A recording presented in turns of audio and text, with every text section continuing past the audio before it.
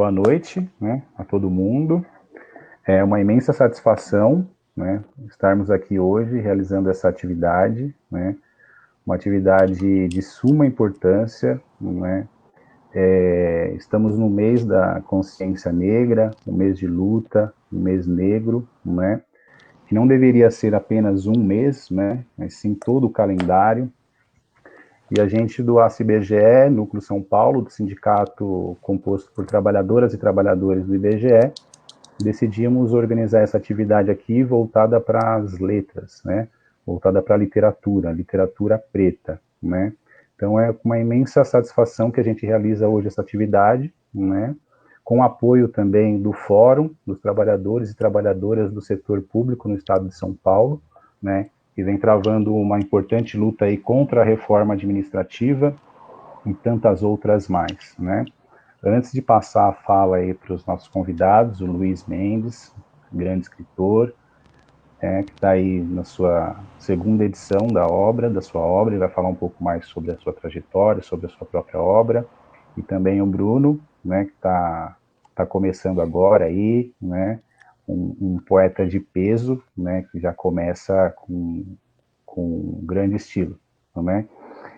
Antes de passar a fala para os camaradas, para que a gente comece a conversa, coisa e tal, é importante a gente colocar aqui, né, enquanto sindicato, o nosso total apoio, né, e solidariedade aos camaradas, né, trabalhadores e trabalhadoras petroleiros, né, lutadores da Petrobras, que estão sendo perseguidos, né, no estado de Minas Gerais.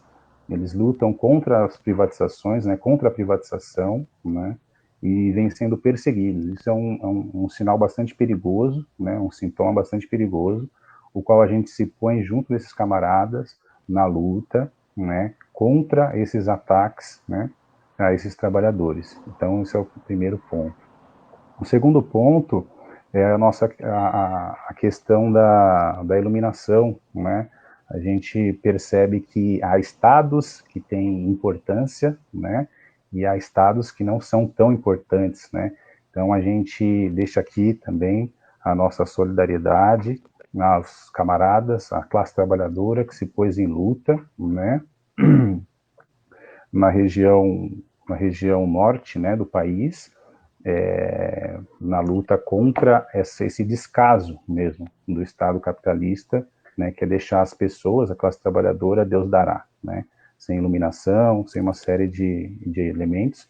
E quando essas pessoas se põem em movimento, se põem em luta, é a força repressiva do Estado que aparece ali como sua principal agente. Por último, né, não menos importante, falar um pouco sobre a nossa campanha de solidariedade, né, no IBGE existe essa modalidade, né, que é o trabalho temporário, e os trabalhadores temporários do IBGE estão sendo demitidos nesse período de pandemia, né? Isso demonstra que a direção do IBGE não tem um mínimo, não tem uma gota de sensibilidade, né, no período de pandemia, demitir os trabalhadores, e a gente vem travando essa luta, né, contra essas demissões e fazendo uma campanha de solidariedade de arrecadação financeira para ajudar os camaradas que foram dispensados aí, demitidos nesse processo. Então, abaixo aí, a gente, quem estiver no Facebook aqui, que está sendo feita a transmissão, vai ter acesso às maneiras e formas de contribuir aí com essa causa, né? Então, acho isso bastante importante. Bom, sem mais delongas, né, vamos aí ao tão esperado momento de conversa. Passar a fala aqui inicial primeiro para o Luiz, né, que é um lutador, né? Bom, ele vai falar mais sobre isso, obviamente, mas apresentar aí o Luiz, um lutador, escritor, né, trabalhador, e vai falar um pouco para a gente, um pouco da trajetória dele, né, os caminhos que ele percorreu aí até chegar na obra literária a qual ele escreveu. Luiz, a fala é contigo. Seja bem-vindo.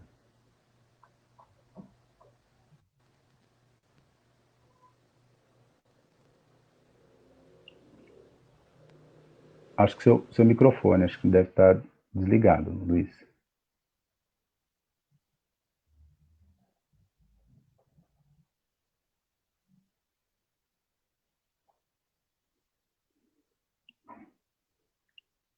Não.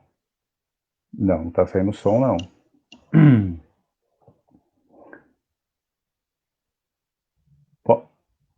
Bruno, você faz um teste no seu áudio só para ver se está funcionando? Tranquilo? Olá, boa noite, pessoas. Certo. Tá tranquilo? Tá, vamos inverter a ordem, então? Até o Luiz, Bora lá. pode ser assim?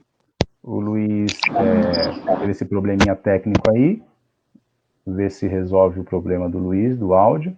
A gente passa a primeira fala pro Bruno Caldeira, né?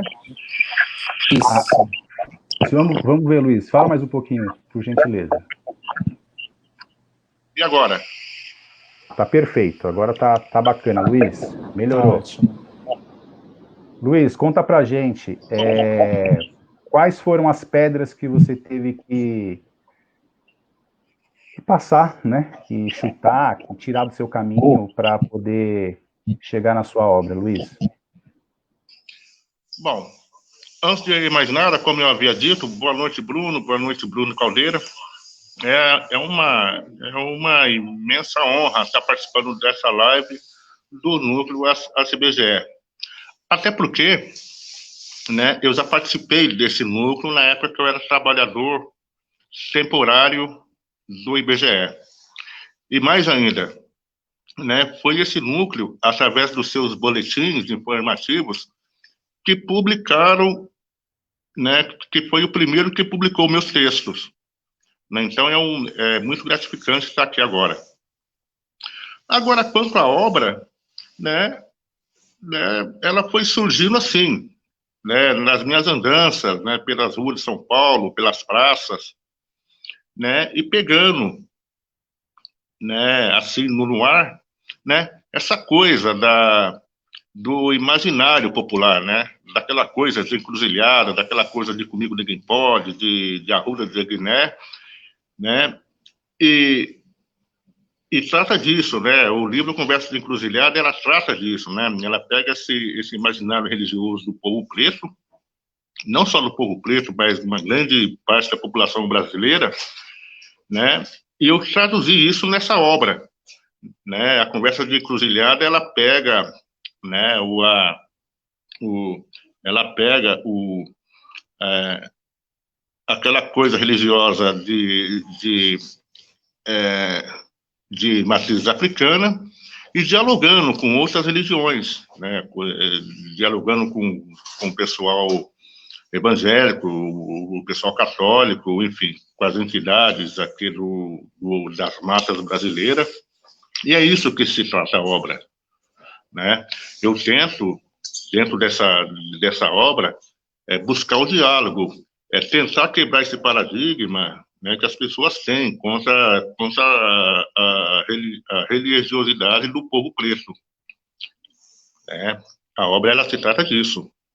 E é claro, para chegar até o livro foi uma longa caminhada, até porque, né, todo mundo sabe que os escritores, né, os poetas pretos e pobres não têm tanto espaço dentro dessa sociedade. Né? Então não foi fácil. E como também não está sendo fácil a gente divulgar a nossa obra, né? Enfim, é uma longa caminhada. É disso que se trata a obra.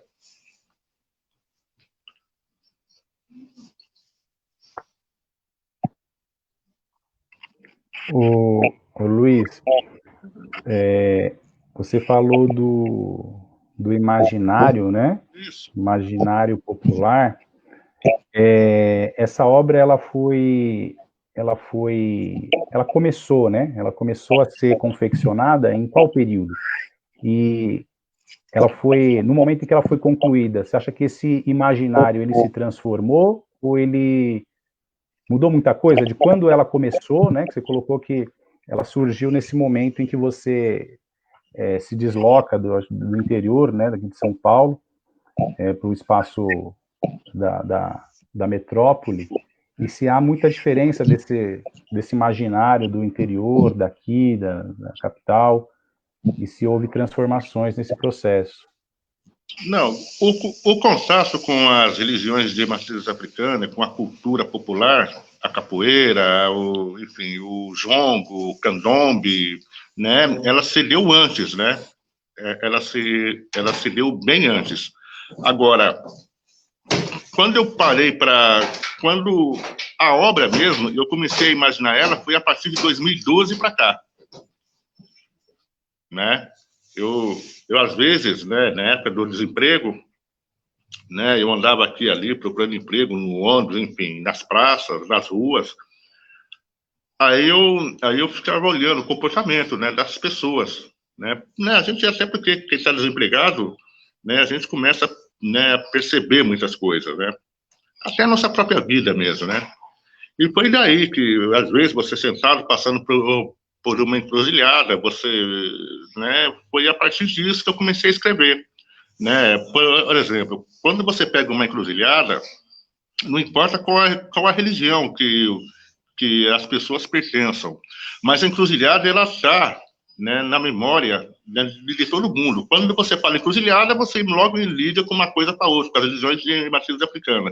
E foi a partir daí que eu comecei a construir meus textos, né? Eu fico imaginando, Bruno, nós, enquanto operárias, né, trabalhadores e trabalhadoras de qualquer setor, quando nós vamos para a fábrica, ou para o escritório, ou para o banco, nós estamos juntos para construir, né, a riqueza do capital. Nós estamos juntos. Não importa qual é a sua religiosidade. No entanto, quando você bate o cartão na hora de sair para a rua, nós estamos divididos, né? Ou por conta de uma religião, ou por conta da cor da sua pele, isso, aquilo, outro. Ou seja, para produzir, nós estamos juntos. Agora, para nós vivermos, né, nossa vida juntos, dentro das suas periferias, nós estamos separados. E a partir daí, eu comecei a imaginar, pô, por que o Exu não pode dialogar com Cristo? Por que Exu não pode dialogar com Jeová? Né? E foi a partir daí que eu comecei a construir esses diálogos. E é claro que dentro desses diálogos, lógico, né, existe muito aquela questão, a questão política, a questão filosófica, né? Por exemplo, tem alguns textos, eu uso Zygmunt Bauman, eu uso Marx, eu uso, né, vários pensadores, mas dentro do imaginário da nossa religião de matriz africana, construindo esses diálogos com outras religiões. É disso que se trata meu texto. Né? Por exemplo, tem texto aqui, né, que Cristo está discutindo com Jesus a situação econômica, né, a situação econômica do povo preto ou do povo pobre, na sua grande maioria. Existem diálogos que Ansan está discutindo com vamos supor, com a Nossa Senhora Aparecida, que é a padroeira do Brasil, a situação da violência contra a mulher, né, a questão da solidão da mulher negra, a questão do estupro, né? Oxum discute com outras entidades, né? A questão do estupro, enfim. Eu faço isso. E dentro desses diálogos, né, eu procuro, aliás, está bem claro no livro, né?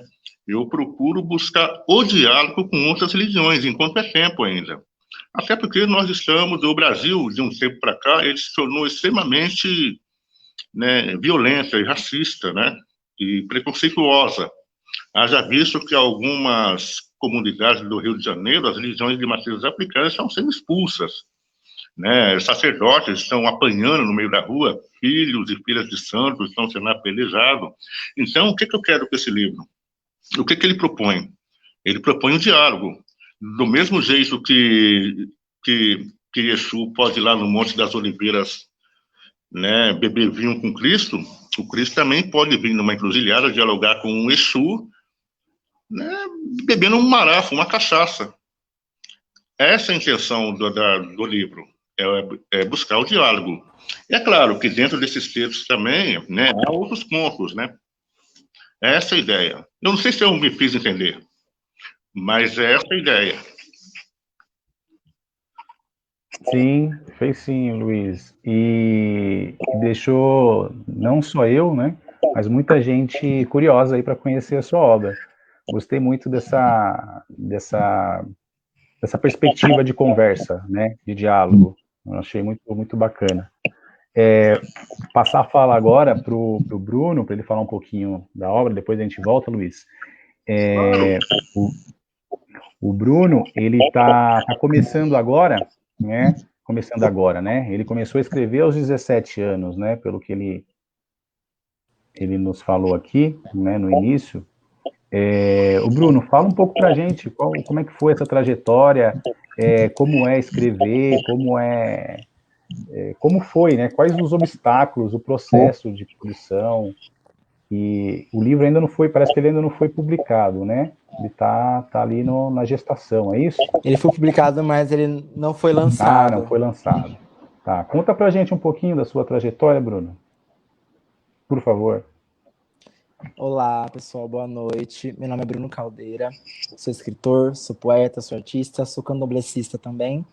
E a minha trajetória começa aos 17 anos, quando eu tenho contato com autores negros, né? Na verdade, propriamente dito, começa com os 18, quando eu tenho contato no cursinho com escritores e escritoras negros. E a partir disso, a minha solidão acabou, né? Eu comecei a me reconhecer naquela literatura e entendi que aquelas pessoas também estavam escrevendo coisas parecidas comigo. Então, essa solidão, ela meio que acaba por aí, né? Porque eu também faço parte agora dessa galera da literatura preta. E a minha trajetória, mas contudo, ela começou aos 7, 8 anos, 9 anos, no segundo ano do ensino médio, ao qual uma professora negra chamada Carmen me destacou enquanto identidade leitor e escritor e me potencializou, né, potencializou a minha escrita e o meu viés de leitura naquele momento, né, já vindo de um histórico conturbado e problemático do racismo estrutural na sala de aula, e ela ali me pega e me acolhe e fala, não, eu vi essa potência em você enquanto escritor, enquanto leitor, e a gente vai trabalhar isso. E eu lembro que ela chegou para minha mãe já cansada de ir para a escola, né, de ter reclamações, não mau comportamento, né, de ser uma criança muito quieta, muito silenciosa, mas na verdade era o racismo estrutural que estava contido ali naquela sala de aula, né, as professoras brancas não sabiam lidar com aquele corpo negro, né, com aquele corpo negro e os seus anseios, né, e sua diversidade, a sua pluralidade ali. E aí, nos outros anos, essa professora negra seguiu trabalhando conosco, né, comigo e outros alunos negros da sala de aula, né, os outros poucos alunos negros, acho que tinha 3 comigo, e ela seguiu aí nesse trabalho para fazer, trabalhando nossas potencialidades. E aí, a partir daí, minha mãe não descansou, ela falou para minha mãe que eu ia ser escritor, minha mãe, né, se emocionou muito, e a partir daí minha mãe não descansou nesse trabalho, né, nesse árduo trabalho de me transformar enquanto leitor e escritor. Tanto que aí na trajetória depois, aos 19 anos, eu percorro pela Biblioteconomia e Ciência da Informação na UFSCar para me formar enquanto bibliotecário e trabalhar da mesma forma que a professora Carmen trabalhou comigo, trabalhar com outros alunos, trabalhar com outros usuários numa biblioteca. Mas, enfim, aos 17 anos começa o trabalho escrita, né? Na verdade, eram exercícios de psicologia, que eu fazia psicoterapia, e era um exercício de desabafar. E uma amiga falou assim: olha, o que você escreve é poesia, né? O que parece que você escreve é literatura. Tem uma cadência e tem um swing nas suas letras, assim, e não é uma prosa qualquer, né? Não é um escrito qualquer. É um poema, tem uma poética, né? Uma milimétrica poética. E aí eu comecei a entender o que era isso, mas demorou coisas de cerca de 3 anos depois para eu me entender enquanto poeta, enquanto escritor. Eu lembro que eu ia em sarau e falava assim, mas eu não sei se eu sou escritor, se eu sou poeta, o que eu sou? E acredito que para mim é mais uma questão de escrevivência, né? Eu escrevo com aquilo que está latente dentro de mim. Então, esse ano, né, depois dos 19 anos, agora com 23 anos, eu consigo uma editora que não me censura, não quer mudar nada dos meus escritos, porque não tá vendo um lance comercial nas minhas escritas, né? Porque eu tentei pleitear com 2 editoras e elas disseram que tinha que mudar o viés da negritude, o viés de gênero, e aí se eu tiro isso, eu tiro o que eu sou e o que é a poesia na minha vida, né? E aí essa editora chegou como um presentão, como um sonho para mim, e falou assim, a gente não vai mudar uma vírgula dos seus escritos. A gente quer publicar porque você faz parte de uma editora que contempla esse tipo de escrita, né? Essa escrita política, politizada, essa escrita marginalizada também, né? Porque a gente é muito empurrado para a questão marginal. E surge aí, por mais forte que possam ser os seus anseios, você não pode segurar a água. Meu primeiro livro de estreia, né? O primeiro de muitos, acredito eu. E fala sobre a minha trajetória enquanto candomblessista, enquanto bicha preta, família, e essa água que eu sou, né? Eu tô jorrando e dividindo essa água com as outras pessoas que colaboraram com o livro. Eu acho que eu respondi essa pergunta, não tenho certeza. Sim, respondeu e gerou outras. Você comentou, Bruno, que minha solidão acabou, né, você colocou, a partir da sua própria escrita, né, nesse contato. E essa sua fala me fez lembrar de um pensamento, eu gostaria que você comentasse, da Conceição Evaristo, que ela diz: escrever é um ato de insubordinação. Você tem acordo com isso, Bruno? Por quê? De total acordo, de total acordo. Porque acredito que a escrita, para nós, pessoas pretas e pessoas marginalizadas, pessoas pobres, que estão nesse caminho de margem, a escrita aparece para mim enquanto uma contra-hegemonia, né? Porque a gente sabe quem está nas grandes editoras, a gente sabe quem são as pessoas que estão sendo publicadas. Então, para mim, o ato de escrever, o ato de ser publicado é um ato político, e um ato que vai contra tudo que a sociedade quer me dizer e quer me enfiar na caixinha de que eu não posso. Então é um ato de insubordinação. Sim, porque eu estou indo contra essa regra, né? Eu estou indo contra essa maré e nadando a minha própria maré, né? Eu estou fazendo um movimento contrário e é um movimento de resistência, porque como eu falei, né? E vai de encontro com o que o Evaristo aponta, que eu pleiteei duas editoras que queriam mudar a minha negritude, queriam mudar o viés da minha escrita. E aí eu fiz o trajeto totalmente outro. Eu não mudei a minha escrita, não mudei a minha métrica ou a minha temática. Eu simplesmente procurei outras editoras que colaboraram com isso. Mas o caminho ali da insubordinação estava ali, né? De bater de frente com essas questões. Eu lembro que eu mandei um e-mail para o editor falando assim: então acho que se eu tiro a negritude e a questão LGBT, eu tiro o que eu sou. E se eu tiro o que eu sou, eu não quero fazer parte dessa editora. Então, em si, já é um ato de subordinação, né? Convenhamos. Sim, total, total. Um pouquinho para o Luiz agora, que a conversa tá bacana. Só avisando para as pessoas que estão acompanhando pela página do Facebook, né? A pessoa que quiser fazer pergunta, comentário aí, né, para o Bruno, para o Luiz, fiquem à vontade, tá? A gente tem o Dudu, nosso camarada aí, que está nos bastidores acompanhando, pegando as perguntas, passando aqui para a gente. Então, fiquem à vontade aí para perguntar. Vamos aproveitar esse momento, né? Importante aí para a gente conversar com quem faz arte. Luiz, eu gostaria de conhecer a sua obra. Eu gostei dessa filosofia do diálogo, né? Se puder, nesse momento, né, ler algum trecho, falar um pouco mais sobre a sua obra. E assim, além disso, né, desse meu desejo, né, se possível, gostaria de perguntar, Luiz, parece que você escreve contos, é isso? Pelo que você colocou, né? Luiz, os seus contos, seus personagens, uma pergunta. Os seus personagens, eles te ensinam, né? Eles te ensinam, eles ensinam o escritor algo? Se eles já te ensinaram algo, o que eles te ensinaram, Luiz?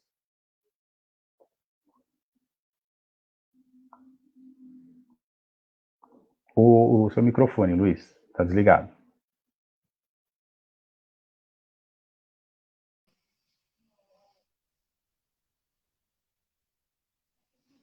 Ouviu? Pode falar agora, a gente está ouvindo agora. Então, eu acho que tudo aquilo que a gente produz, né, escreve, pensa, eu acho que ensina alguma coisa. É claro, né? Agora, quanto aos contos, né, aos textos, é justamente, né, que eu tinha dito anterior. Né, por exemplo, existem contos aqui né, alguns textos, né, que eu parto também para a questão do humor também, né, assim, crônicas, as minhas crônicas, eu faço crônicas da realidade, mas às vezes eu uso um pouco de humor, né, de uma certa ironia das contradições que acontecem dentro da sociedade, né, no dia a dia, no diálogo, numa periferia, num botequim, né, dentro de um terreiro de candomblé, numa roda de capoeira, né, existem contos, por exemplo, como, né, né, deixa eu ver aqui, né, quando acaba o gás, né, o cobrador encantado, o desempregado encantado, né, fazendo um contraponto com o príncipe encantado, enfim, e por aí vai. Agora, o título do livro, né, ele pega, né, que é Conversa de Encruzilhada, né, ele se dá justamente nesse embate, né, dentro da encruzilhada, né, eu procuro dentro desses diálogos com Exu, com outras, não só Exu, né, Yansan discutindo com São Jorge, Obaluaê discutindo com Jesus, enfim, Oxalá discutindo enfim, com toda Exu discutindo com Lutero a questão da reforma protestante, essas coisas todas, né? Então, dentro desses textos, né, eu procuro justamente isso, buscar o diálogo. Ora, né, por exemplo, né, a gente nota que existe um grande avanço das religiões neopentecostais aqui no Brasil. E essas neopentecostais, elas são extremamente, né, algumas, lógico, né, algumas igrejas, lógico, não estou colocando todas, né, mas algumas, elas são extremamente conservadoras, né, e estão ganhando espaço dentro da sociedade e poder político, que é um perigo. Então, dentro desses meus contos, né, eu busco justamente isso, o Exu dialogar com Cristo, porque isso ocorre dentro da igreja dele, ou dentro da igreja que seria dele, e que não é. Né? O Cristo que está nessa igreja parece mais um empresário, um coach, né? Que falam, né? Não é aquele nazareno de sandálias no pé. E, é claro, né? Os meus textos, eles também, alguns deles, obviamente, são musicados, né? Inclusive, eu até mandei para a Bianca, né, um texto que foi musicado, né, que foi musicado através do meu irmão, né, ele tem uma banda Simple Soul, né, o nome dele é Hildebrando Mendes, e essa banda, né, pegou alguns textos meus, né, e fez a música, inclusive tem até um clipe que eu mandei para no Messenger da Bianca, para ela dar uma olhada, né, então eu achei bacana isso, né, além de a banda pegar essa obra, porque é o seguinte, né, a gente tem que ter claro o seguinte, que a literatura, né, dentro da periferia, ela é difícil chegar, até porque não há incentivo para que chegue a literatura lá, né? Então, a banda imagina que através da música, né, através de um soul, de um rap, de um reggae, né, é mais fácil chegar para as comunidades periféricas. E foi justamente isso que essa banda fez. Ela pegou uma grande parte dos meus textos, musicou e levou, está levando para as periferias através de sarau, através de encontro. Né? Essa foi uma sacada que eu achei legal dessa banda. Né? Eu acho que é isso. Né? Agora, quanto a falar dos meus textos, eu dificilmente falo dos meus textos, né? Eu só comento, né? Mas falar assim, né? Ler um conto meu, assim, eu raramente faço isso. Eu comento, né? Mas raramente eu faço.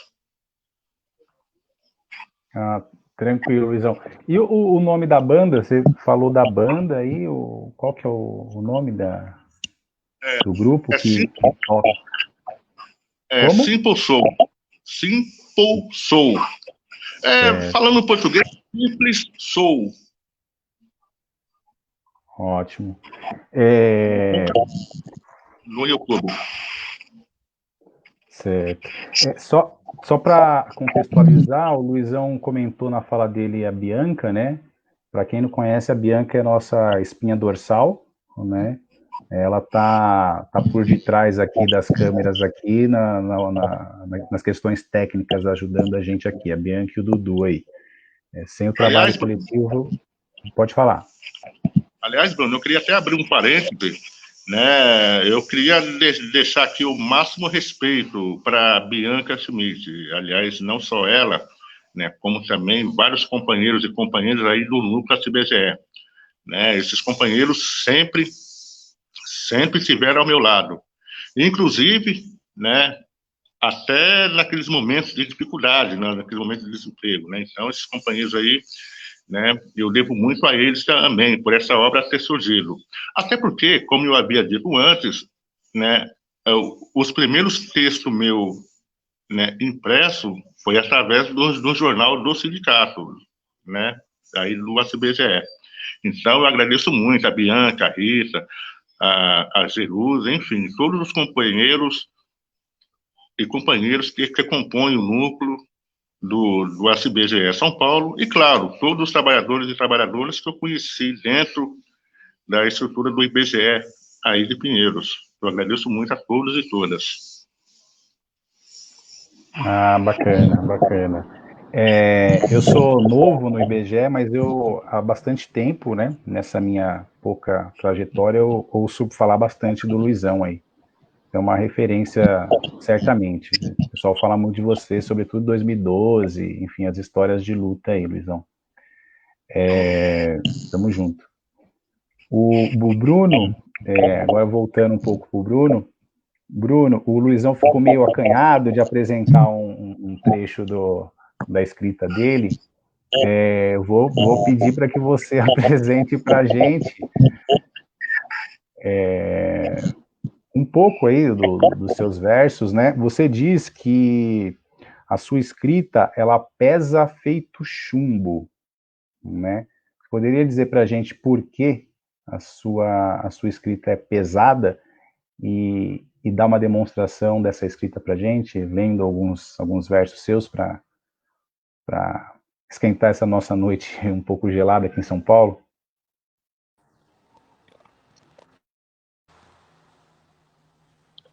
Claro, eu falo assim, só vou arrumar aqui as questões técnicas. É isso. Eu coloco, né, enquanto minha poesia pesa feito chumbo, porque eu falo de assuntos que muitas vezes as pessoas não gostam de ouvir, né, e falo de uma forma muito certeira, né, não tem floreio, não tem segundas intenções, né, é na lata, assim, ó, eu escolho, né, eu escolhi ser nu e cru e verdadeiro nessa questão, né, de se eu vou falar de fome, se eu vou falar de genocídio, eu vou falar com toda a clareza, né, que isso necessita. E isso também quer dizer que talvez eu não seja tão comercial, né, que isso que algumas editoras falam, né, talvez eu não seja tão em vogue por conta disso, né, porque o que está posto, o que é o que é. Muitas vezes a gente quer acobertar essas questões, fingir que elas não existem para a gente poder seguir uma vida mais plena, mas eu acho que eu escolhi um outro lado, me incomodar com essas questões sociais, para tentar mudar de alguma forma, né? Mesmo que seja dando voz a essas questões.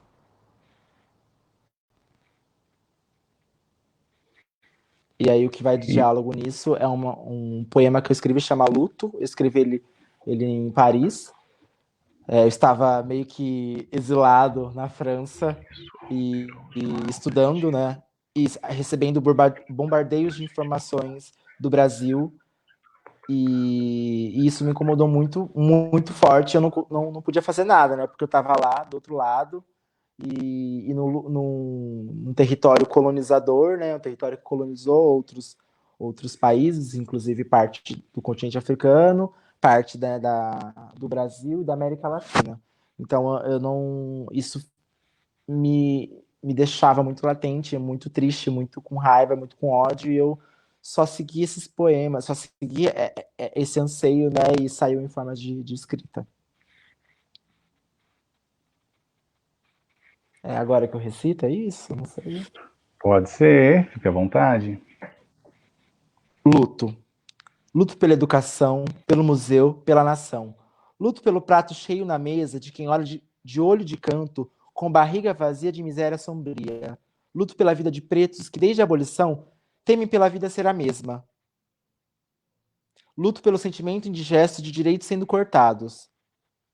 Aviso-me para tentar a jornais. É muita violência e má visão sendo ovacionadas. Luto contra o sistema que sequer me reconhece na dura construção de um mundo sem mim. Sem gay, sem preto, sem pobre, sem alimento e sem educação. Os únicos sem que me sobram são sem tiros contra mim. Uou! É isso. Parabéns, Bruno. Bacana. Bom ter esse Obrigado. contato com o novo. Bacana. Eu vou aqui abrir para os comentários, ler alguns comentários, que a galera tá fazendo comentários elogiosos a vocês. Então, eu vou lê-los e também algumas perguntas. Um comentário aqui do ACBGE, né? Eu não sei quem faz. Grande Bruno Caldeira, orgulho ter esse gigante com a gente. Né? Obrigado. O comentário aqui para o Luizão. Dali Luizão, seus textos são sempre um soco no estômago, sempre necessários. Essa mistura de religiões para tratar de assuntos conjunturais e estruturais do capitalismo são fundamentais para entendermos o nosso dia a dia. A galera tá atuando aí, tá? Aqui um comentário da Patrícia Galvão. Todos têm um ideal. O meu é gostar de ler. É um trecho da Carolina Maria de Jesus, Quarto de Despejo. Eu aproveito com esse comentário da Patrícia Galvão para colocar uma pergunta para vocês, né, para vocês guardarem aí, para responderem após os comentários aqui, que é a referência de vocês, a referência literária. Quem vocês costumam ler? Quais foram as inspirações literárias que marcaram, né, que culminaram na obra de vocês aí? Se vocês puderem dar essa palhinha. Aí tem uma pergunta aqui também da Patrícia Galvão, né? Além daquele comentário, para o Bruno. Como você vê hoje o trabalho com a literatura de escritores negros nas escolas? Muito em decorrência da sua experiência, né? Vivida aí na escola. Uhum. Ou como você pensa que deveria ser? Né? Pergunta muito inspirada naquilo que você trouxe na sua trajetória. Deu para pegar a pergunta? São duas, né? Ela aproveitou para fazer duas perguntas. Grande abraço, Bruno Caldeira. Orgulho, já foi essa. Que história bacana, Bruno. O comentário da Giovanni Silva. Que história bacana, Bruno. Poucos têm coragem de superar essas barreiras. Parabéns. A Cristiane Santos. Obrigado. Muito bom, Bruno. A literatura precisa de sua voz.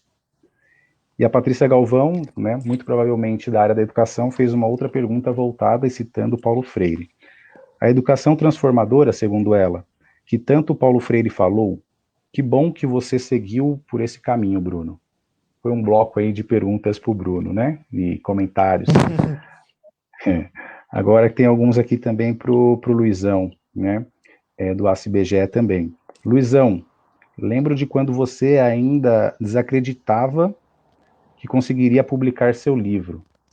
E hoje, ele é realidade e um sucesso. Você é um grande escritor.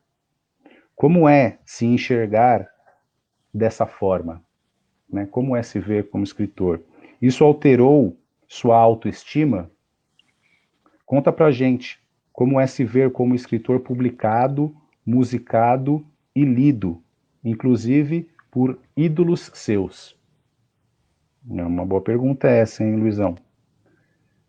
Dali Luizão, aqui um comentário. Dali Luizão, seus textos são sempre um soco... essa aqui eu já falei, né, mas vale repetir pela importância. Seus textos são sempre um soco no estômago, sempre necessários. Essa mistura de religião para tratar de assuntos conjunturais e estruturais do capitalismo são fundamentais para entendermos nosso dia a dia. Aí tem aqui o da Roquildes Ramos. Parabéns, Luiz, mestre do pensar. Ó, um elogio grande. Eita, Luizão, é nós aqui de novo, parabéns pela obra.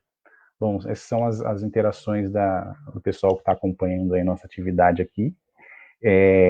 Eu gostaria de, bom, as perguntas, né, que foram feitas, e agregar mais essa. Quais foram as influências literárias, né, na vida de vocês? O Luizão pode falar agora primeiro, né, e depois a gente passa para o Bruno. Bom, eu agradeço o comentário do professor Dr. Roquildes, né, um grande poeta e escritor também, né, é uma honra, né, esse comentário dele. Agora, sim, né, no começo, né, eu sempre... Até porque, quando eu comecei a escrever, essa autoestima, né, ela bate fundo no povo preto, né? Eu lembro, quando eu morava no Ipiranga, a professora pediu... Eu acho que eu não estava nem na 8ª série ainda. A professora da classe de português, ela pediu para que a classe fizesse uma redação, tema livre. Aí a criançada fez, eu também fiz a minha, entreguei e eu recebi um 0 no ato, né? Porque a professora ela não acreditou que eu tinha feito aquele texto, né? Enfim, aí depois daquilo eu nunca mais escrevi. Eu comecei, como eu havia dito antes, eu comecei a escrever agora, a partir de 2012 para cá, né? E quanto a questão e isso reflete na autoestima, até porque, né, sempre o pessoal comentava, até dentro da rede, as pessoas comentavam, pô, você tinha que escrever, você tinha que publicar essas coisas todas, mas eu desacreditava. Aí o que aconteceu, né? Algumas pessoas, por exemplo, alguns textos meus, né, ela foi adaptada, principalmente esse Conversa de Encruzilhada, foi adaptada, né, por uma professora, até o nome dela é Sandra Souza, ela dá aula num cursinho, ela é professora lá no estado da Bahia, e dá aula num cursinho para a população negra chamado Esteve Bico. Ela pegou um desses textos, adaptou e para teatro, né, e exibiu a peça em praça pública, na Praça do Chum. Um outro texto meu, né, eu recebi um e-mail lá de Portugal, né, de uma pessoa querendo um texto meu para colocar na tese de doutorado dela na Universidade de Coimbra, né, lá em Portugal. Aí essas coisas começou, né? Um comenta aqui, outro comenta ali. Aí eu falei, poxa, né? Aí eu me animei, né? Eu acho que ocorreu também, né? Isso ocorreu também com o Bruno. Aí foi a questão da editora, né? Porque para editar livro aqui no Brasil não é para publicar livro aqui no Brasil não é fácil não. Né? Aí você bate numa, você bate noutra e tal. Aí eu fui numa editora, consegui publicar o livro. E, de fato, né, o livro, aconteceu uma boa, né, o pessoal gostou muito do livro, né, tanto é que já está na 2ª edição, né, e ele teve até que uma repercussão legal, né, a partir dessa publicação, né, eu fui tendo outros contatos, conhecendo outras pessoas, e aquilo que você disse, né, inclusive pessoas que eu admirava, né, viram o meu livro, né, eu achei legal isso. E é claro que as minhas referências literárias, né, eu deixo bem claro isso, que eu nunca me graduei, né, eu só comecei a estudar, mas devido ao trabalho, essas coisas todas de família, que eu acho que não preciso dizer isso para todo mundo, né, todo mundo sabe que é uma dificuldade de estudo, essas coisas todas, por conta do trabalho, eu sempre começava uma graduação e parava. Só que esse começo de graduação, eu lia, né, eu parti mais para o campo da sociologia, né, da filosofia. né? Então eu lia, né, Platão, né, Rousseau, enfim, vários pensadores da filosofia, né? E também, claro, dentro da nossa militância política, a gente lê também, né? Você lê lá um Bakunin, você lê um Marx, você lê um Malassétti, você lê o Caio Prado, você lê Clóvis Moura, você lê um monte de coisa. E claro, né, eu gosto muito de ler João Paulo Ribeiro, né, o cronista, né, o Luiz Veríssimo, né, aquele Stanislau Ponte Preta também, eu acho bacana, né, também lia Jorge Amado, né, Cris da Cunha, enfim. Essas são as minhas referências literárias, e a partir dessas referências, né, eu comecei a pensar em escrever a pensar a escrever, né, eu acho que eu fui, e foi daí que surgiu o livro, né, dentro dessas referências, dessa vivência minha, né, que surgiu esse livro, né, Conversa de Encruzilhada. E, claro, com incentivo de pessoas também, né, dentro, e aquilo que eu falo, né, eu acho que por eu estar aqui hoje, né, eu devo a isso a grande parte dos companheiros e companheiras, né, dentro desse espaço que eu tive muita honra de conviver, né, que é o espaço do OACBGE São Paulo, né, eu acho que eu posso até dizer, sem sombra de dúvida, né, que o meu primeiro passo enquanto escritor, né, enquanto contista, ela começou a ser dado dentro desse espaço das pessoas que eu conheci dentro do ACBGE, que sempre me incentivou, né, que sempre trocamos ideia, né. Embora, é claro, né, que nas lutas a gente tinha algumas coisas, algumas dúvidas de presença, mas isso é natural. Aliás, como diz um ditado chinês, uma água muito limpa acaba matando o peixe também, né? Então, assim, né, mas dentro dessas nossas lutas, né, o meu primeiro passo enquanto escritor aconteceu aí, dentro desse espaço do UFBGE. É isso. Bacana, bacana, Luiz.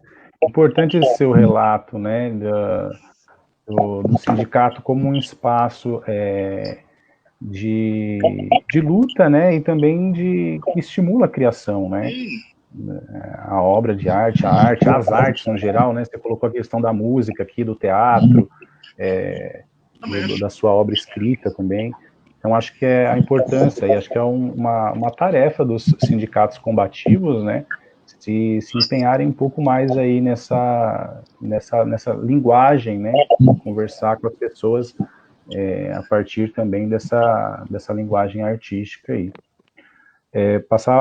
Agora passar para o Bruno, depois eu vou para os comentários aqui. Bruno, quanto a você, meu caro, as referências, né? E aquela pergunta, você quer que eu releia ou você fez anotações aí da pergunta que foi feita para ti, voltada à apresentação? Aqui. Então, e a minha pergunta é a sua referência, né? Ou as referências, né? Que você colocou a referência da sua professora, né? Coisa e tal, educadora, que, né, deu um estímulo ali, né, na escrita, coisa e tal. Mas do ponto de vista da literatura mesmo, tem algum nome ou alguns nomes que você tem como basilar? Eu acho que a minha maior referência, assim, é o Kut. Não sei se vocês já ouviram falar. E o Kut é um poeta, né, escritor preto, maravilhoso, e ele junto com uma galera de peso, fizeram uma editora chamada Quilomboje para publicar pessoas pretas, e desde então tem um selo chamado Cadernos Negros, que eles vão entre contos, prosas, poesias, publicando essas pessoas assim que estão fora dessa hegemonia, né, enquanto editor, enquanto escritor. Inclusive eu vou ler um poema dele, que é bem curtinho, que é assim: o Saci tinha as duas pernas, uma dava passo africano, e com os anos a cultura fez a ruptura. Então eu pego assim, enquanto Sacis, essa cultura eurocêntrica, né, já não cortou as pernas, né, já não cortou toda a sua potência. Aí tem Conceição Evaristo, Tatiana Nascimento, Jorge Amado, tem Machado de Assis, Cruz e Souza, tem uma série de referências, e amigos próximos também, né? Eu não vou favoritar aqui essas pessoas, mas os amigos sabem, poetas que estão próximos sabem a admiração que eu tenho enquanto eles me alimentam nessa questão. E acho que é isso, assim, mas as minhas maiores referências na vida mesmo é a professora Carmen e a minha mãe, Abigail, por comprar a briga, assim, de frente, né? Essa briga racista, essa briga homofóbica, né, LGBTfóbica, que é criar um menino negro LGBT. Então, é isso, as minhas maiores inspirações. Mas o que eu mais coloco mesmo, assim, é o Kuti, porque ele me salvou, né? O Kuti foi a primeira pessoa preta que eu falei, eu quero estar com essa galera, eu quero sentar num bar, conversar, porque dialoga com o que eu escrevo e eu não estou sozinho mais, né? Essa escrita não tá mais sozinha. Tem outras pessoas falando sobre isso, né? Mas acredito que também eu não posso deixar de destacar a música, né? A música enquanto poesia, né, na minha vida, né? Sempre teve muito em voga na minha casa, né? Djavan, Tim Maia, Sandra de Sá, e também faz parte, né, de uma literatura, a escrita, né? Eu gostava muito de ler os encartes, gostava muito de ler as letras do Djavan, eu achava uma brisa sensacional, eu falava, eu queria escrever como ele, sabe? O Gilberto Gil também, e essa galera, assim, mas um viés mais contemporâneo me fugiu o autor que eu ia falar aqui no viés mais contemporâneo, Carlos Assunção, que eu tive o prazer, né, e a honra de ser publicado na mesma editora que ele, e depois logo a Companhia das Letras pegou esse direito, mas no começo ele estava conosco na editora Artefato, e ele foi um paizão, assim, de me incentivar. Então, Carlos Assunção, muito obrigado por tudo. E conservar isso, Carolina Maria de Jesus, são todas essas referências para mim. E eu acho que... bacana. E aí, como deveria ter sido, eu peguei a parte, você poderia repetir, por gentileza, a pergunta? Eu dei uma anotada, mas não sei se de fato é isso. Tá. Vamos lá, pergunta da Patrícia Galvão. Como você vê hoje o trabalho com a literatura, com a literatura de escritores negros nas escolas, não é? E aí ela emenda. Ou como você pensa que deveria ser? Perfeito. Seria essa questão da literatura negra ser trabalhada nas escolas. Como é que você Ótima pergunta. percebe isso? É muito importante frisar que hoje em dia a gente tem, né, várias tecnologias a nosso favor, a informação está muito mais dada, né, está muito mais compartilhada, e aí a gente tem muitos, né, escritores negros, escritores que estão falando sobre crianças pretas, né, e potências de crianças pretas, e dá para ser trabalhado em sala de aula, né? Eu acho que mesmo a questão que mais pega é a questão pedagógica, né? Como a professora, o professor leva isso, né? Porque a gente está escrevendo, a gente está falando, né? Eu acho que é muito presunção dos professores levarem isso até as escolas, até as salas de aulas e como vai ser trabalhado, né? E dar voz e trabalhar aquele sujeito trabalhar todos os sujeitos em sala de aula não como montante, não como uma massa, uma homogeneização das crianças, né, da pedagogia dos alunos, mas trabalhar ali aquela identidade, trabalhar com muito mais afinco nessa questão de identidade preta, ou no geral mesmo, assim, não virar as costas, sempre acolher. Então, acho que é isso, mas é um trabalho assim, de formiguinha, acredito. Eu não sou educador, né? Eu faço curso de biblioteconomia e tem, acho que 2 cursos no Brasil todo de licenciatura, e um deles não foi contemplado no meu curso, então não tem muito viés dentro da sala de aula, posso falar enquanto biblioteca, né? E a biblioteca é isso, a gente mostrar que existe referencial teórico preto e LGBT, né? Tem um livro muito interessante do Emicida, o Amoras, que dá para ser muito bem trabalhado, e a gente tem tem uma estante, quando você entra em quase todas as bibliotecas, tem aquelas sugestões, né, de leitura, e quase sempre nunca é uma sugestão de leitura preta. E aquilo já mostra a ideologia, né? Já mostra a posição política da biblioteca. Então a gente se preocupar enquanto isso, assim, de tá acontecendo, mas a gente também precisa fazer essa questão de mão dupla, de começar a trabalhar, né? Então é isso. E como deveria ser é trabalhar os sujeitos mesmo nessas escolas, trazer esse referencial teórico preto, discutir com mães e pais pretos também, porque acho que tem esse diálogo com a família, porque a gente sabe que tem dados de que homens negros têm uma evasão muito grande escolar, por conta de que ter que trabalhar, o ambiente é um ambiente hostil. Então, é você dar a voz para esse sujeito, você olhar no olho desse sujeito e esse sujeito existe, né? Eu tive esse privilégio de alguém olhar no meu olho e falar assim, você é uma potência e você precisa ser respeitado enquanto potência nesse sentido. Assim, foi uma prática libertadora, né? Bell Hooks já diz, né? A educação como prática de libertação. Então, foi isso, assim, me libertaram de algumas amarras do racismo estrutural e que eu pude mais tarde, né, publicar isso em livro e materializar isso em livro, que era um sonho que foi alimentado por uma pessoa que acreditou em mim. Bacana, Bruno. Valeu, ótima resposta.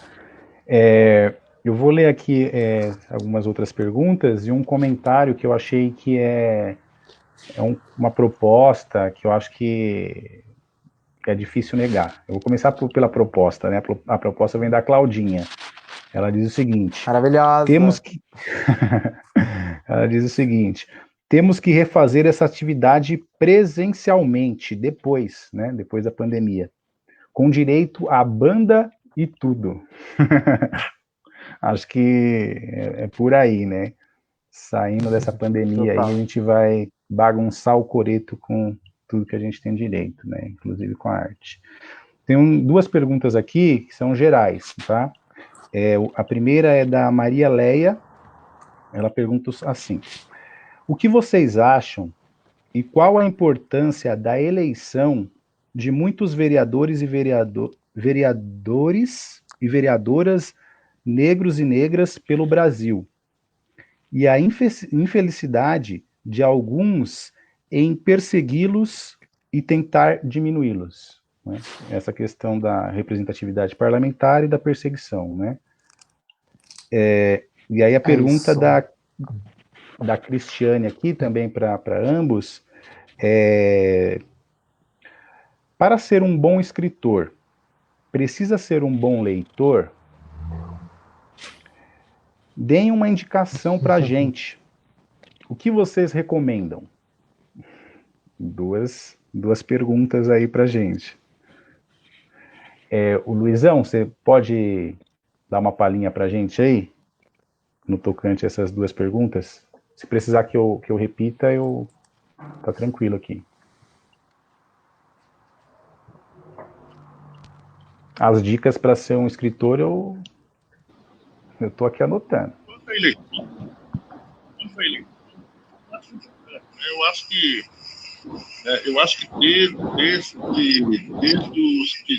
desde a África, da travessia, chegando aqui no Brasil, passando pelos quilombos, passando pelos movimentos, né, que sempre ocorreram aqui no Brasil, né, de protesto, de luta, como Canudos, Malês, enfim, a Praieira, Contestado, né, o povo preto e o pobre junto, né, sempre lutaram, né, sempre lutaram. Aí, na rua, pau, pedra, bodoque, nas mãos, né. Aí aconteceu o movimento abolicionista, pegou esse movimento da rua e levou para o parlamento. Até porque o Brasil estava acabando com um processo, né, com reflexo da Revolução Haitiana que chegou aqui no Brasil. Então se teve um medo aqui que ocorresse a mesma coisa aqui. Então, é claro, né, com todos os louvores aos movimentos abolicionistas, mas ele tirou esse ímpeto revolucionário que ocorria na rua.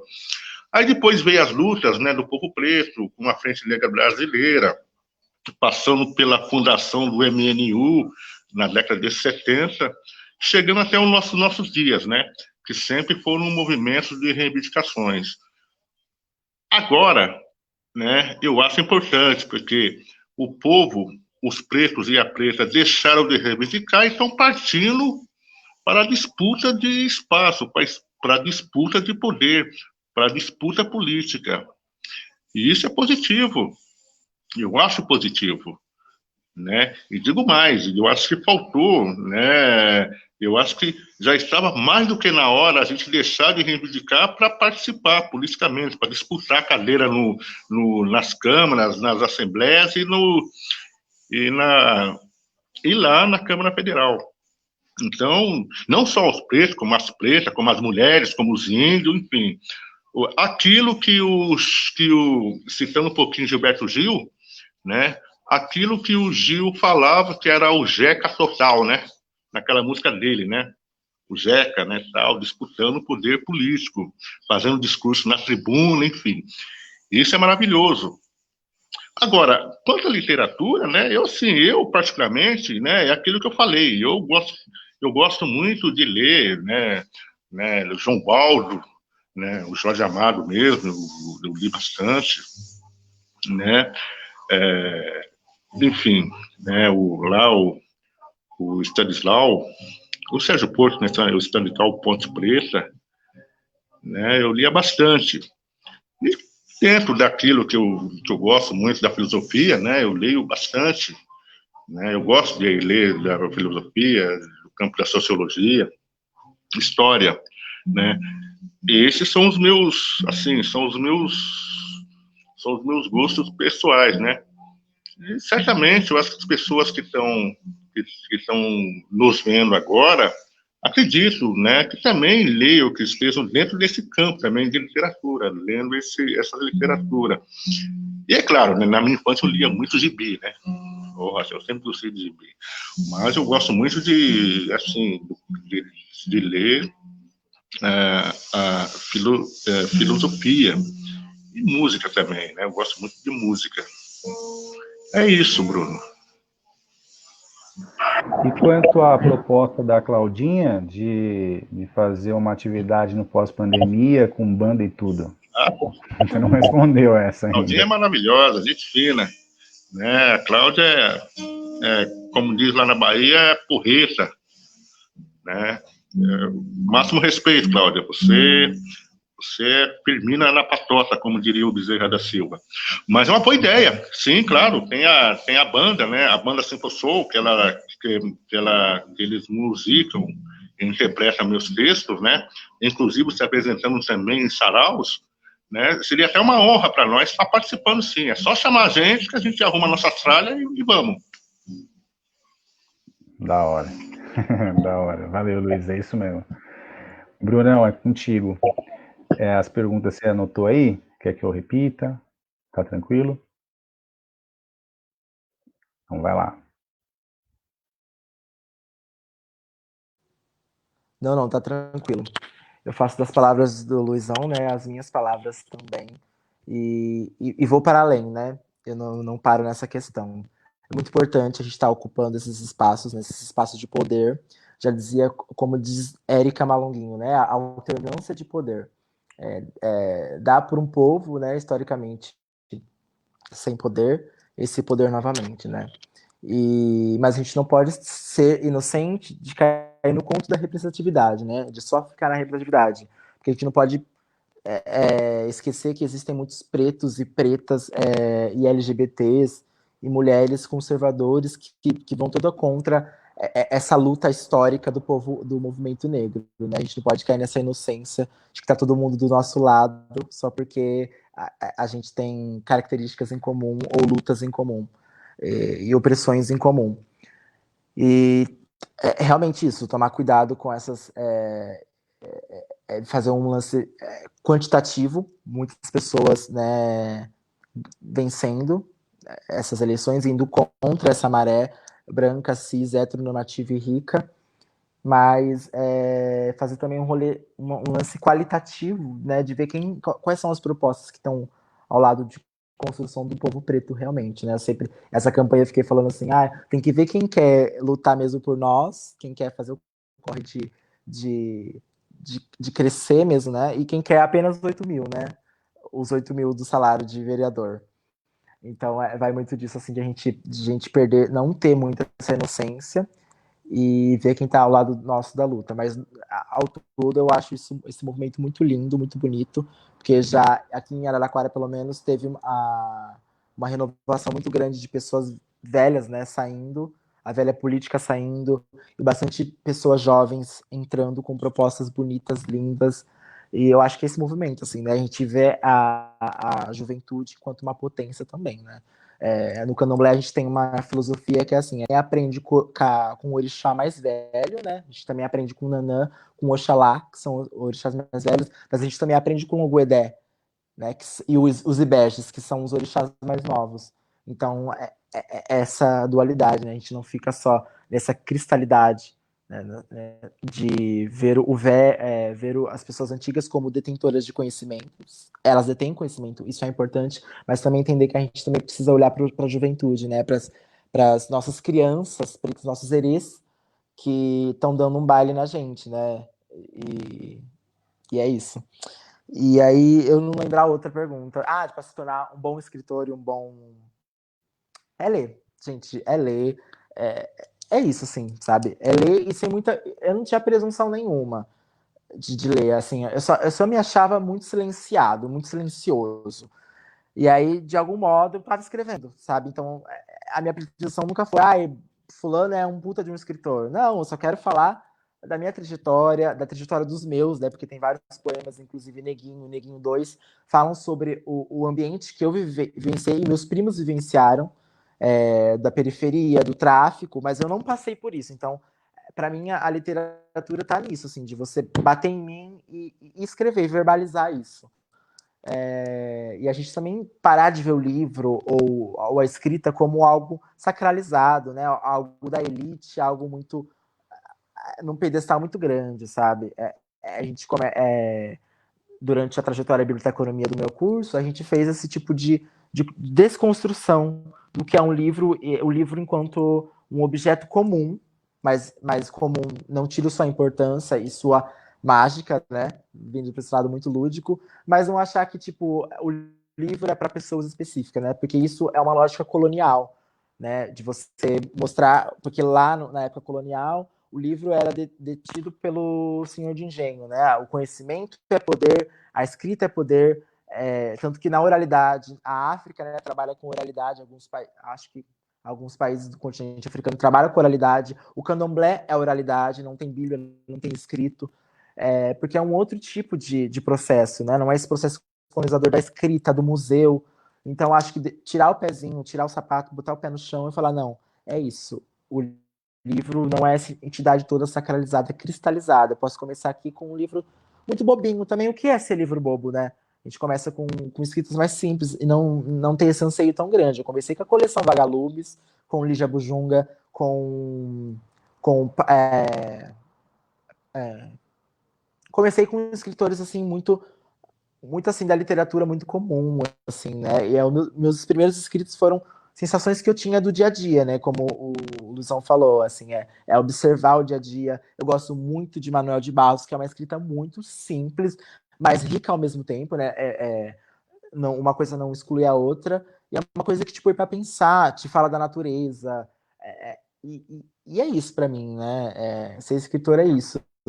Não preciso ser tão genial quanto escritores que escrevem uma complexidade para ser escritor, né? Eu acho que eu não busco, enquanto Bruno Caldeira escritor, né? Não como Bruno Rafael Caldeira leitor, mas enquanto Bruno Caldeira escritor e artista, eu busco mesmo assim ser o mais simples possível, mais pé no chão e o que me atravessa, o mais verdadeiro possível, né? Não é nenhuma persona. E é isso, assim, acho que é esse rolê de humildade, de colocar o pé no chão e vamos ler. Assim, começar com uma leiturinha bem leve, bem tranquila, e dali fazer alguns escritos, fazer algumas anotações. Eu lembro que com as minhas metas literárias enquanto criança era muito tipo isso. Escreva uma página, né? Uma paginazinha que tinha uma folhinha assim de fichamento. Escreva uma página sobre como essa escrita te bateu, né? E aí eu escrevia, fazia assim, sabe? E aí, no fim, ia surgindo uma literatura, e ali uma literatura comentada. Então foi um rolê muito simples, assim, um acontecimento muito orgânico, muito natural. Eu agradeço porque essa professora Carmen não enfiou em mim, tipo, não, você vai ser isso, isso, assado. Não, é muito orgânico, Bruno. Lê aí no seu tempo. Então é muito isso, assim, entender os seus processos, assim. Acho que escrita, para mim, ser escritora é entender o meu processo e dar voz a esse processo. Eu lembro que eu tava no banheiro, tomando banho, e eu tive uma poesia genial e eu saí correndo. Eu saí pelado, assim, da casa e escrevi, porque eu precisava anotar esse poema, né? Eu precisava registrar ele, porque para mim era um poema incrível, assim, não podia perder. Então é um processo muito orgânico enquanto escrita, assim. A gente não pode, eu acho que o grande lance é não se comparar a outras pessoas, inclusive pessoas brancas, pessoas com privilégios a mais que conosco, né? Eu ficava muito de me cobrar enquanto escritor, me comparava com o Inácio de Loyola Brandão. E ele tem todo um puta privilégio, né? Para isso, e eu falei, não, a minha escrita é pro outro lado, né? E é um desserviço eu fazer essa comparação, porque machuca os meus processos, né? Enquanto pessoa preta pobre, que pedia livro de presente, que passava mais tempo na biblioteca, porque não tinha dinheiro para comprar sempre livro. Então, é isso, respeitar os meus processos. A grande dica que eu dou para a pessoa se tornar uma pessoa leitora barra escritora é você respeitar os seus processos e começar com uma literatura que você goste, assim, sem ser nada forçado e sim orgânico. Legal, ótimas dicas e imagino que tem bastante gente anotando aí as dicas para se transformar em escritoras e escritores, né? Foi o meu caso, que anotei algumas E a dicas gente não precisa aí. de uma editora para se reafirmar enquanto escritor. É bom pautar isso, porque todo mundo vê esse questão do escrito já atrelado a uma editora, mas a gente tem um processo independente também de publicação. Eu vou abrir aqui para ver o que o Bruno e o Luiz acham, que a gente está de tempo, a gente está 1h12. A conversa está muito agradável, eu tenho algumas outras perguntas para fazer, tem alguns outros comentários para ler. O que vocês acham? Dá para segurar mais um tempinho aí? Assim. Bruno. Oi. Diga. Oi, gente. Diga. É Bruno Desculpe. Caldeira ou Bruno Quixote? Não, Bruno Quixote. Desculpa interromper aí. Não estava na programação, né? Isso que a gente estava falando, mas como o Luizão ele não gosta de ler os textos dele, eu gostaria de propor que se eu lesse um texto, pelo menos, porque eu acho que é importante a gente ouvir, né? E aí depois pedir para o Bruno Caldeira, que é mais desinibido, também falar um pouquinho mais apresentar um pouquinho mais do trabalho dele. O que vocês acham? Pode ser? Pode ser, Luizão? Acho que o Luizão não viu. Eu vou... Tá. Então, eu vou ler um textinho aqui, tá? Meio que fora do que estava programado, mas acho que não dá para deixar para passar em branco, né? O nome dessa crônica que está no livro o Conversa de Encruzilhada é Preciso Saber Enxergar.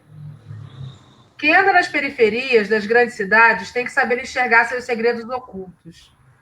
Quando se consegue isso, verá velhos alguns cansados de muitas batalhas nas fábricas, construções ou camelagem pelas ruas e estações da cidade. Alguns com suas cicatrizes de greves e desempregos, alguns que até já escaparam de mortes violentas, pois na periferia é assim, a morte ronda em cada esquina ou em cada viatura de polícia. Velhas Oxuns e Ansãs calejadas pela vida dura, pensando como será o amanhã. Oxuns e Ansãs com seus filhos e filhas sentados no sofá, olhando o comercial de crianças de um outro mundo na TV. Mundo a qual lutam para que sejam deles também. Um mundo distante, mas possível. Nos campos de várzea, vários Oxóssis e Xangôs discutindo se fora gol ou não, enquanto a batucada comandada por Exus toma o ar como perfume, fazendo obás dançarem ao som do ancestral. Pelas ruas e vielas, cachorros perambulam, revirando lixos ou latindo, tirando a paciência de um velho Oxalá. Na periferia é assim. A paciência é testada a cada esquina e em cada desabamento na beira de um rio que transbordou. É possível ver também uma Iemanjá ou uma Nanã-Buruquê negociando o melhor preço numa casa de ervas ou num mercadinho. E abaixo, cujo feitiço estão nos olhos que veem tudo. Nas creches e escolas mal acabadas e mal cuidadas pela prefeitura, vários hereis brincando e fazendo muito barulho na hora do recreio. Há vários também balaiês, desculpa, pacientemente ouvindo as dores de alguém na UBS, que ainda não foram fechadas pela prefeitura. Podem também estar fazendo um remédio com raízes ou indicando uma garrafada para alguém. Esses são os segredos ocultos nas periferias das cidades. Há vários Oguns, Oxuns e Exus em cada casa e em cada esquina.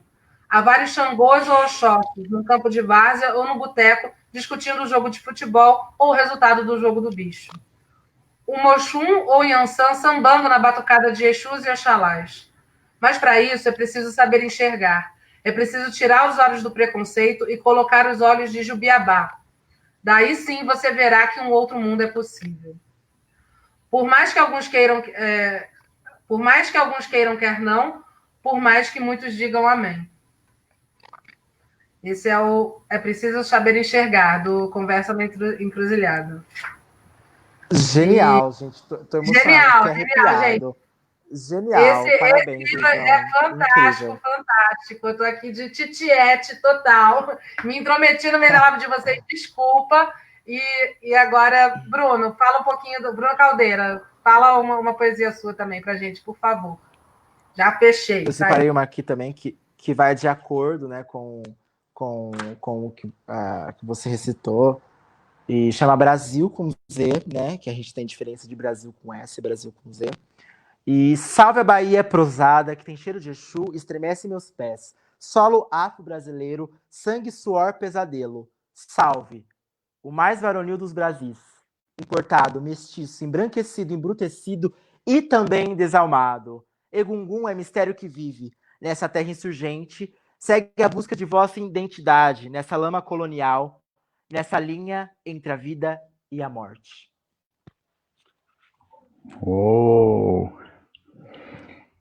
Aproveitando o ensejo, eu gostaria de também declamar um. É um poema de um poeta aí que vocês não falaram, mas certamente ele faz parte aí da trajetória. Do Solano Trindade.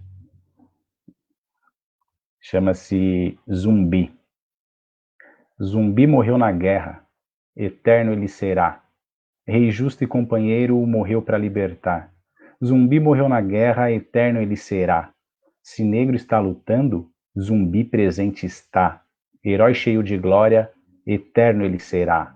A sombra da gameleira, a mais formosa que há. Seus olhos hoje são lua, sol, estrela a brilhar.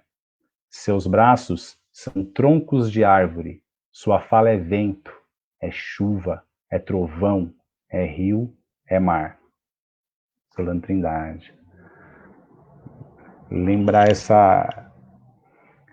essa questão, né, da morte do Zumbi dos Palmares, né, que está completando aí 325 anos, né, de agressão desse Estado, né, a classe trabalhadora, né, pobre, preta, indígena, né.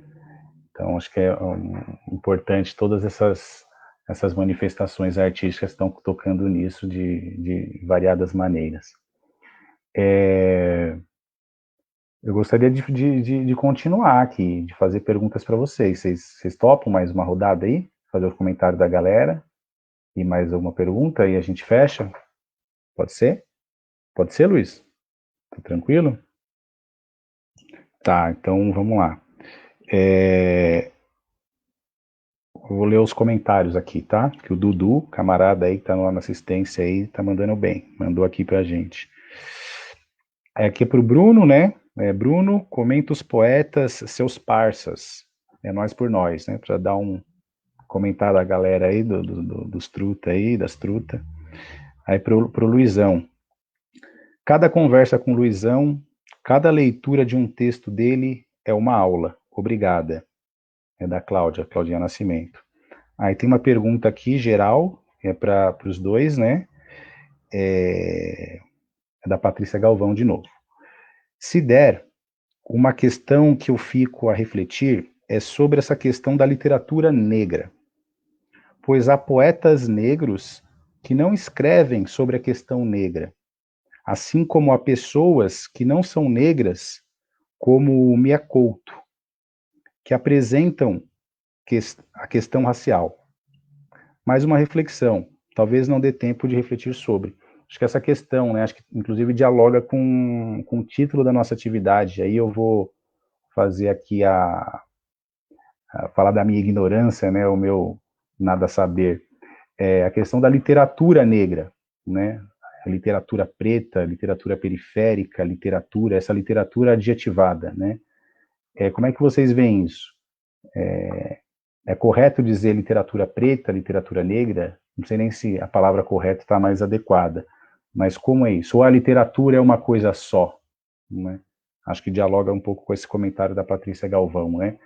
Que eu vi que no escrito do Luizão, ele faz uma referência ali ao Jorge Amado, né? Jorge Amado enquanto escritor, branco, só que ele trata das questões, né, do imaginário, as questões culturais, as questões políticas que nos afeta, né? E como seria isso? A literatura preta, ela é produzida, criada e desenvolvida por pessoas somente pretas, ou a literatura preta é uma outra coisa que a gente, enfim, jogo aí para vocês enquanto provocação também, né? Luizão?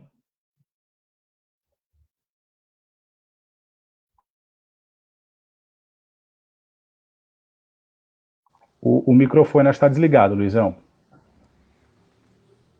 Microfone. Aí. Beleza? Então,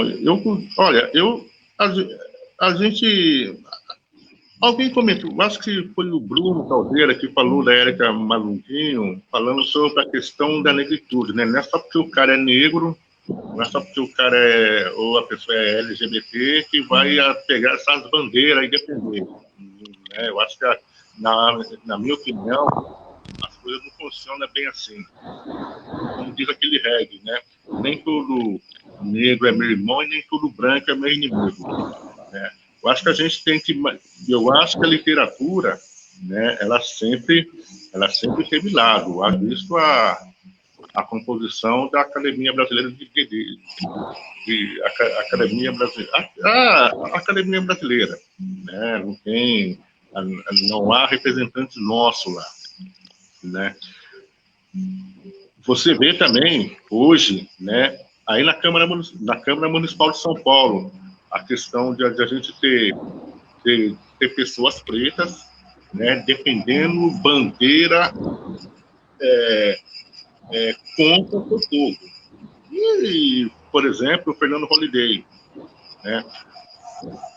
Agora há pouco, aquele o presidente da Fundação Palmares, Sérgio Camargo, né, ele está retirando todas as personagens pretas, como Madame Satã, como Benedito da Silva, enfim, está tirando tudo, né, e está elegendo outras pessoas para ser homenageadas dentro da Fundação Palmares, entre elas militares e policiais. Então, a gente não pode também cair nessa ilusão.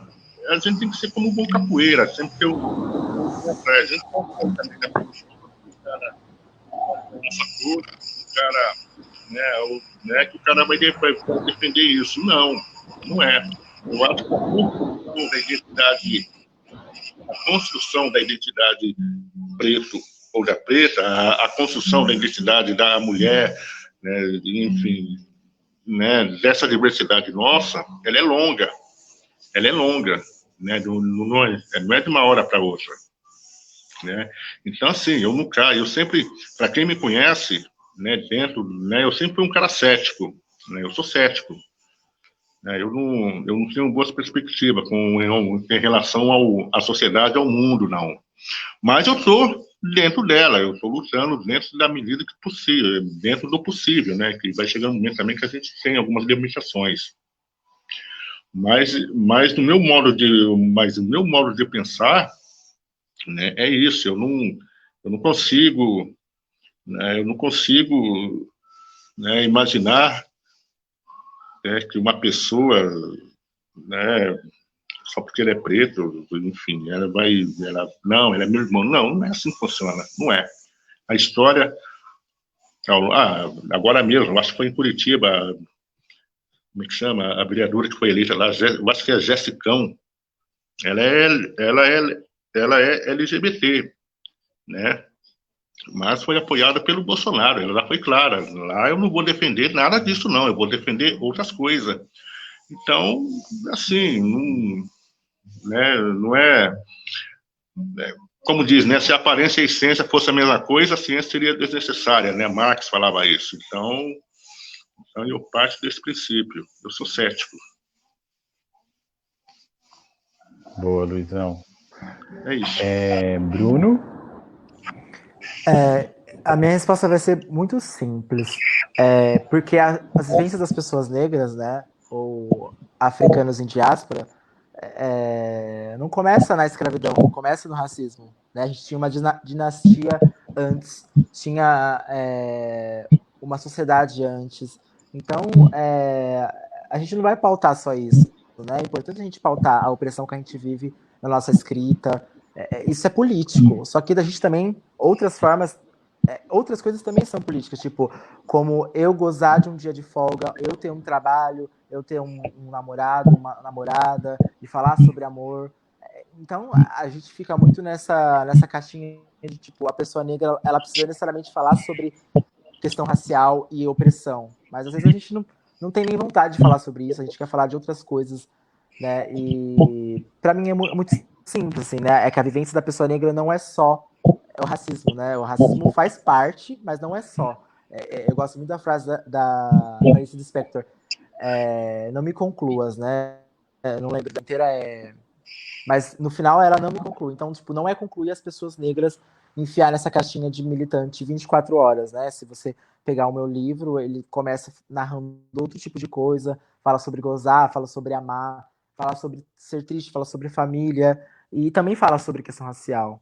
Então a gente não pode ser violento nesse sentido de delegar funções para as pessoas negras. Não, você precisa falar sobre isso, sabe? Às vezes eu não quero falar e tá tudo bem, né? Assim como tem eleitores do Bolsonaro, eleitores do Lula, que não se debatem entre si, que não, né? E tá tudo bem. Então, a gente fica muito nisso, assim. E acho que isso é um ato de se humanizar e humanizar as pessoas pretas, né, de não ficar só nesse discurso que tem que ser militante, político no sentido, assim, né, da militância mesmo, de 24 horas tá ali.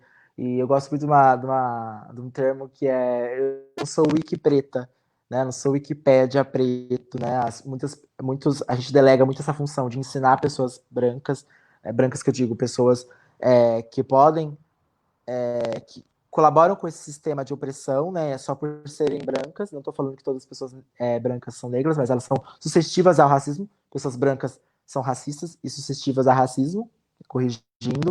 E você pode muito bem digitar. Como você digita, quero fazer um bolo de fubá, você digita como posso ser antirracista e como posso ser e como me responsabilizar por isso. Então, é isso. Dá o que é de César para César. E é isso, assim, a minha escrita, ela perpassa por várias questões, né, e uma questão que minha psicóloga, a gente comenta que é a humanização de mim mesmo, né, quando eu materializo num livro e me autovalido e dou para o mundo, eu estou me humanizando desse momento que eu estou vulnerável, né, e vulnerabilidade não quer dizer fraqueza. Então é isso, assim, foi bem pragmático mesmo, isso, assim, sabe, o racismo não gira em torno da nossa vida, né? Apesar de que tudo é racismo, tudo tem racismo e tudo é um lance político, mas não necessariamente isso precisa me afetar, né? Nesse sentido que eu preciso estar sempre lutando contra, né? Isso não quer dizer que eu estou passando pano para várias outras opressões, mas eu escolho que às vezes o meu silêncio ou a minha não ação, não verbalização, ela também é política, né? Eu ir para a praia descansar, eu ir na piscina descansar, dar um mergulho, ir para academia, cuidar do meu corpo. Isso também são coisas políticas e que, né, não foram dadas de opções ao povo negro, né? A diversão, o lazer, o bem-estar, né? São formas políticas também de se fazer uma sociedade antirracista, né? Porque a gente humaniza, entende que pessoas negras têm outras necessidades a não ser necessidades que não são atravessadas pelo racismo. Não sei se meio que divaguei na questão, mas no geral foi isso. Foi ótimo, ambos, o Luizão e você.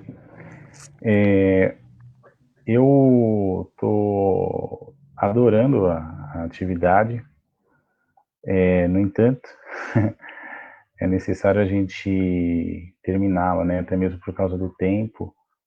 A gente se estende muito, fica muito maçante para as pessoas que estão assistindo e participando, interagindo. Eu gostaria de agradecer. Calma, antes de eu fazer uma fala, eu vou abrir para o momento de vocês apresentarem as suas obras, como a gente consegue conversar com vocês, bater um papo, falar, caramba, achei muito legal aquela atividade lá no sindicato do IBGE, aquelas conversas, como é que a gente alonga esse momento, né, estende esse momento, né. Mas antes disso, agradecer aí a Bianca, né, que ficou aí na assistência escondida, apareceu e deu essa amostra aí da obra do Luizão, sensacional. Valeu, Bica. Valeu, Dudu, que ficou ali na responsa de pegar as perguntas e mandar aqui, selecionar as perguntas, no sentido de, essa aqui é pro Luiz, essa aqui é pro Bruno, essa é geral. Valeu, Dudu, tamo junto. Agradecer a presença aí do Luizão, uma satisfação imensa conhecê-lo, camarada, né? Eu achava que você era uma pessoa que não existia, né? De tanto as pessoas falavam e eu, mas nunca vi o Luizão, não conheço o Luizão, quem é o Luizão? E as pessoas tanto falando do Luizão, o Luizão tem obra escrita, lutou em 2012, parceirão, não sei o quê. Então, eu estou muito feliz aí em trocar essas informações aí, ouvir você, aprender, bem bacana. O Bruno, acho que caiu, mas acho que ele retorna em breve, né? Mas, enfim, esses agradecimentos, agradecer as pessoas que ficaram aqui com a gente até esse momento, né? As pessoas que interagiram, né? Com perguntas, com comentários, as pessoas que não interagiram, que ficaram percebendo, observando e aprendendo, né? E ensinando também no silêncio, agradecer essas pessoas. Acho que é isso, e passar para vocês agora para as considerações finais, né? O que vocês têm a dizer aí, e também deixar um endereço, como a gente encontra a obra de vocês, e depois desse contato que a gente teve aqui, né? É necessário a gente mergulhar nesse mar todo aí de vocês. Então, endereços, enfim, aí é com vocês. E, novamente, agradeço aí a ambos pela disponibilidade aí de estar junto com a gente. E não vamos esquecer também de pós-pandemia a gente tem um compromisso aí, que é de se encontrar e falar de literatura, falar sobre a vida, ao som da banda que musica as ideias, os escritos do Luizão. É isso. Luizão, é contigo, as considerações aí, os endereços para a gente adquirir a sua obra. Estão me ouvindo? Sim, sim. Bom, antes de mais nada, eu queria agradecer a você, Bruno, ao Bruno Caldeira, né, e especialmente ao SBGE Núcleo São Paulo por esse espaço, e, em especial, a Bianca, por ter me salvado recitando um dos meus textos. Né? Obrigado, Bianca. Você salvou. Né? Se não fosse você, eu não ia falar nada. Aliás, como eu não falei, foi você que falou. Muito obrigado. E quanto ao livro, né, é esse aqui, Conversa de Encruzilhada, né, na segunda edição. Vocês encontram no site da editora Desconcertos. Né? É só vocês entrar em minha página no Facebook, que é Luiz Mendes, Luiz com S, né, Luiz Mendes, né? Em todos os finais dos meus textos, eu sempre coloco o link da editora lá, que é a editora Desconcertos, né? E lá vocês vão, enfim, vocês vão acessar lá, ver o preço da obra, tal, essas coisas todas, e comprar. E por fim, gente, eu agradeço a todos e todas que interagiram, que entraram, né, no bate-papo, né, com perguntas, com dúvidas, né, enfim. Eu agradeço muito, e é claro, né, a gente em breve vai se encontrar, sim, né, a gente vai estar discutindo literatura, mas juntamente com a banda, né, com a banda Cinco Soul, né, a gente vai fazer um barulho legal aí. E muito obrigado, gente, muito obrigado mesmo, e uma boa luta, né, amanhã, que é o Dia Nacional da Imortalidade de Zumbi dos Palmares, né? Uma boa luta a todos e todos, e até breve. Valeu, Luizão, tamo junto. E é isso. Eu fico muito triste de estar terminando, né? Dá vontade de fazer umas 3 horas, 4 horas, mas o nosso corpo também vai pedindo um arrego, né? Um descanso. A garganta também já vai sentindo. Mas eu só tenho a agradecer o convite, a Claudinha, primeiramente, né? E, na verdade, primeiramente, agradeço ao Oxóssi e ao Sam, que são meus pais.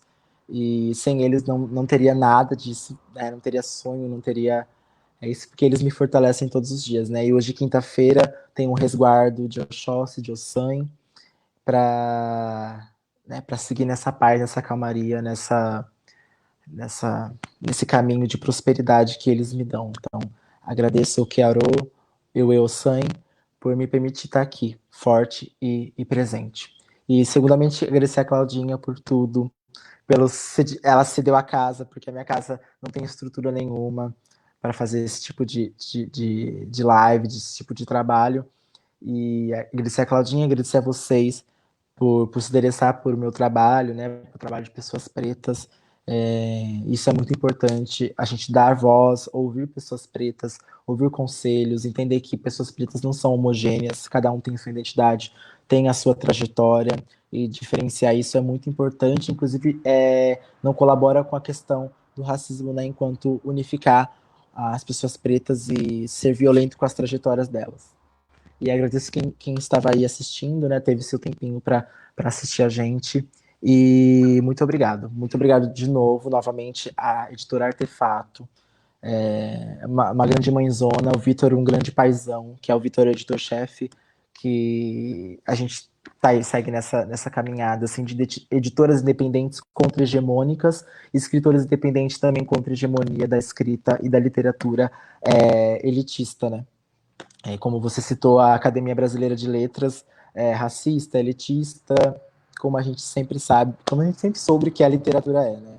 Mas aos poucos, com o trabalho de formiguinha, a gente vai construindo uma literatura mais diversa, mais plural e mais igualitária. Não falo nem de igualdade, né? Eu falo de equidade. Então, é isso. E esse aqui é a Belezura. Esse aqui nasceu, né? Já tem quase um mês de nascimento, né?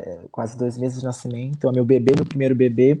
E ele é um sonho, fruto de um sonho de criança, de me ver enquanto estar com a galera da literatura que eu me via, e agora ele se materializou nisso, né?